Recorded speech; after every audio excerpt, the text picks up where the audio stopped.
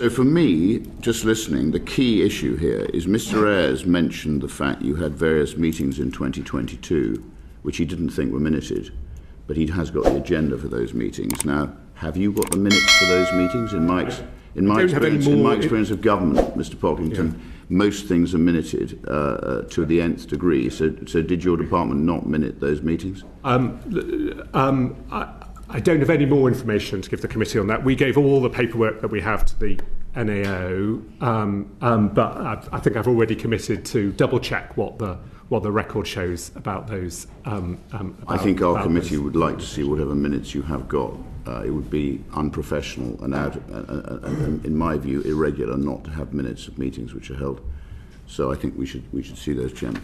A simmering frustration broke into open scrutiny this week when Rupert Lowe, MP and member of the Public Accounts Committee, PAC, challenged senior officials over the apparent absence of minutes from a series of key departmental meetings held in 2022.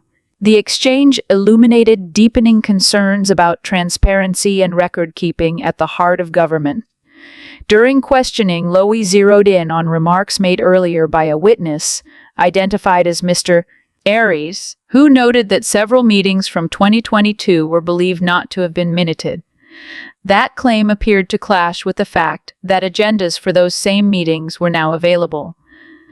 The question landed with weight. Senior official Mr. Parkington, appearing visibly hesitant, offered a cautious reply. In my experience of government, most things are minuted. To the nth degree, he said, before struggling to confirm whether the department had in fact recorded any minutes. Pressed again, more directly, on whether his department had failed to minute the meetings, Parkington conceded he had no further information to give the committee. He maintained that all available paperwork had been handed to the National Audit Office, NAO, but committed to double-check what the record shows. While Parkington attempted to reassure the committee by pledging to verify the existence, or non-existence, of records, the exchange only intensified doubts about internal processes. For many MPs, missing minutes are not merely an administrative oversight. They could indicate deeper systemic issues in accountability and transparency. Lowe's intervention highlights growing bipartisan impatience with departments that fail to meet even the most basic standards of documentation. The presence of agendas, but absence of minutes, is particularly troubling. It suggests the meetings were formally planned, but that the outcomes, discussions, or decisions may not have been captured. The committee is expected to pursue the matter further. If records exist, departments will be compelled to provide them. If they do not, Lowe's questioning may mark the opening chapter of a larger inquiry into how such lapses occurred and what may have transpired behind closed doors. I haven't said that at all about Sarah, who I think, like all of them, are dedicated public servants. But I think we were sold a bit of a myth by David Cameron & Co. in 2012. As soon as you hear the word commissioner, we think of something New York-style commissioners flexing his or her muscles and issuing blood-curdling threats to criminals that they're coming to get them. What we've actually had, and I'm not highlighting anyone particular, is quite committed local public servants, primarily from the main political parties rather from the police and the criminal justice system, not necessarily experts per se, providing something fairly similar to police authorities, by some measures costing a bit more, working very hard, but crucially without fundamentally different powers to the police authority model. So, of course, if they're unhappy with the chief constable, they can have a disagreement. It may even lead to one of them leaving, but they can't get involved in police operations day to day, so they don't have that much power. Lisa, you were shaking your head there. Go on. So how do you feel about what Peter said, and of course, ultimately, your scrapping? Yeah, I'm really sorry to hear that Peter didn't understand PCCs and obviously didn't understand them in 2012 and clearly doesn't understand them now. We are very purposefully not involved in operational policing. I'm sorry that he's confused us with Batman and Commissioner Gordon. That's very much the role of the Chief Constable, who has operational independence, quite rightly, not just from us, but from the government as well, from the Home Secretary. PCCs were never brought in to be operational, and we do have significantly more powers, actually, than police authorities had for a start.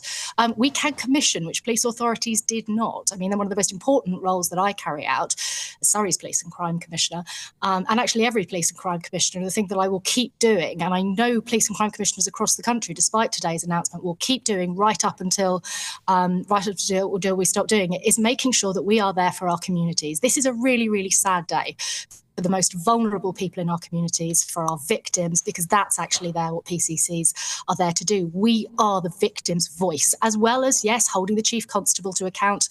We are democratically elected. I mean, the most powerful and actually also probably the worst PCC in the country has been Sadiq Khan. I think has done an awful lot of us a disservice. But I'm really sorry that Peter doesn't understand PCCs. I think that's a real shame, and it's part of the problem. But it's interesting that essentially our failure, according to the minister, is down to the fact that we didn't publicise ourselves enough. We've been getting on with the job. OK, go on, Peter. Look, I mean, I'm not going to get into the personal jibes. I mean, Lisa's obviously got the word confused written down on a post-it note in front of her, and she hit that line repeatedly. But that's not really what people are interested in. I think the challenge is, if the role is so successful with such a widespread benefit, why do so few people bother turning up to vote? Turnout's around about 23% on average. Why are the general public so disinterested and so unaware of this role's existence? Well, go on, Lisa. Yeah, why? Yeah, I mean, certainly. I mean, the turnout in the last election, my last election was 30%. It's not high enough, but then I've seen lower turnouts for council elections in Surrey in recent years, and nobody's suggesting, quite rightly, that we scrap them. I should say I don't need post-it notes. I'm fully aware of what I think and perfectly able to articulate my thoughts. But I think it's like I said, I just think it's a really, really sad day for victims, because these anonymous police boards, I'm afraid, is bringing us back to the dark days of councillors elected, obviously, by constituents in a small ward, being there and having these discussions behind closed doors. They're not going to be paid to do the job every day the way PCCs are, and that's not going to be their interest. They'll meet with the Chief Constable maybe, I don't know, once every couple of months. They won't be holding to account.